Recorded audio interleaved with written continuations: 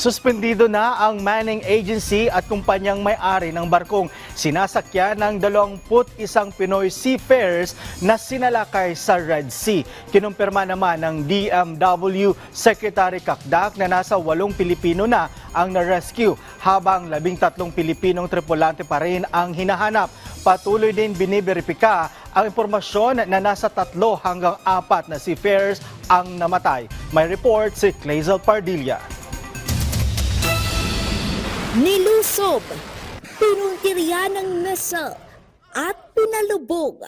Yan ang sinapit ng MV Eternity Sea nang atakihin ng grupong Houthi nang dumaan sa Red Sea. Lula ng barko ang 21 tripulanting Pinoy. Ayon sa Department of Migrant Workers, hindi lamang isa kung hindi 2 beses na dumaan sa Red Sea ang naturang barko. Taliwas ito sa Department Order ng DMW sa mga ship owner at manning agency na iwasan ang paglalakbay sa Red Sea at Gulf of Aden. Itinuturing na mapanganib ang Red Sea kasunod ng mga pag-atake ng mga rebelde sa mga barkong dumaraan doon. Prior to boarding any Filipino seafarer to any ship that will traverse the Red Sea or Gulf of Aden, meron pang kailangang isubmit na risk assessment, meron pang requirement ng armed guard at maritime security escort. And our initial investigation reveals that these were all not observed.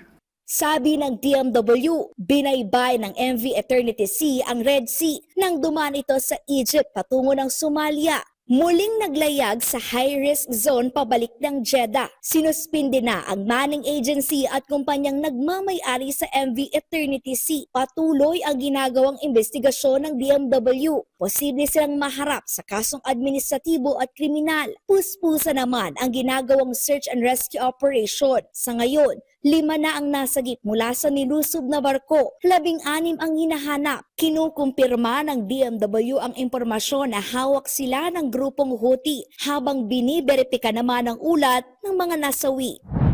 Pinatitiyak ni Pangulong Ferdinand R. Marcos Jr. na maibibigay ang lahat ng kinakailangang tulong mula sa mga na-rescue hanggang sa pamilya ng mga biktima. Yung standing directive ng ating mahal na Pangulo na gawin ng lahat para magbigyan ng ganap na proteksyon ang ating mga OFWs at lalo ng ating mga marinong Pilipino at ang kanilang mga pamilya. Kabilang sa ibibigay ng pamahalaan ang medical at legal assistance, gayon din ang tulong pinansyal. Bukas nakatakdang umuwi sa bansa ang mga sakay ng MV Magic Sea na sinalakay din ng mga rebelde.